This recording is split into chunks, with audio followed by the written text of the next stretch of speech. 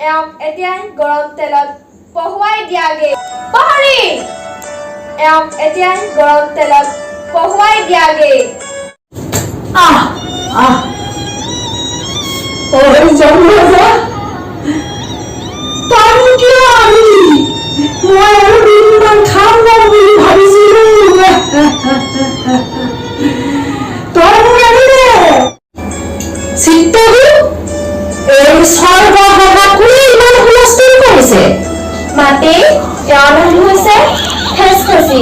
এওঁৰ এতিয়াই মৃত্যু হৈছে, সেইকাৰণে এওঁক ধৰি অনা হৈছে।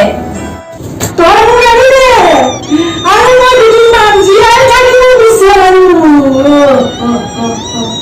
চিত্তগু কওক মাতে। এই স্বৰ্গত ইমান হুলস্থুল কৰিছে এই মানুহজনীয়ে এতিয়াই মানুহগৰাকী গৰম তেলত জীয়াই জীয়াই বহাই দিয়াগৈ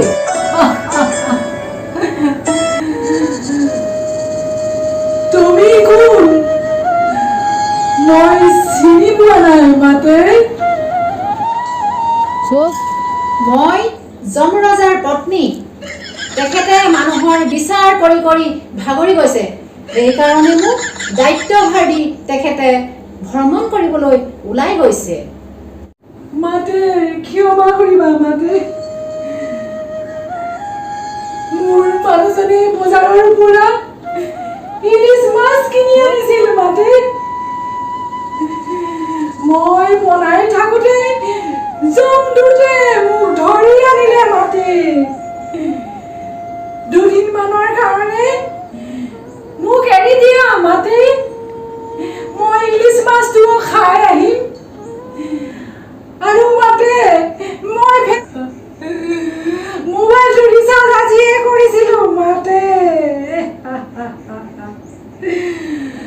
মই মাতে ৰিচাৰ্জটো শেষ হোৱাৰ পাছত মই পুনৰ আপোনাৰ ওচৰলৈ হাজিৰ হ'মহি মাতে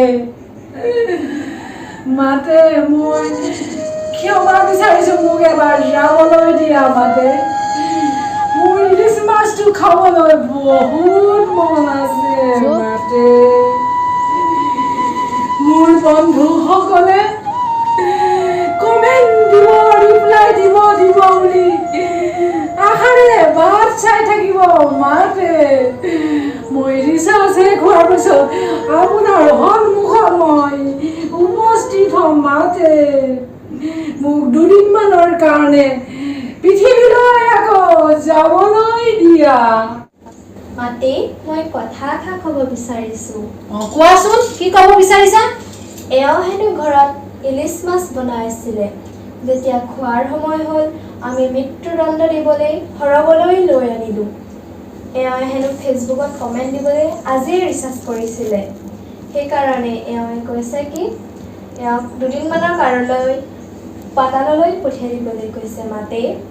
নহ'ব চিত্তগু এখেতে বহুত পৃথিৱীত পাপ কাম কৰি আহিছে, সেইকাৰণে তেওঁক নৰকলৈ লৈ অনা হৈছে। তেখেতক অতি সোনকালে ইয়াৰ পৰা আঁতৰাই লৈ যোৱা, নহ'লে এই স্বৰ্গপুৰীত ধেমালি তাণ্ডৱ কৰিব। ঠিক আছে মাতে। প্ৰহৰী এওঁক এতিয়া গৰম তেলত পহুৱাই দিয়াগে।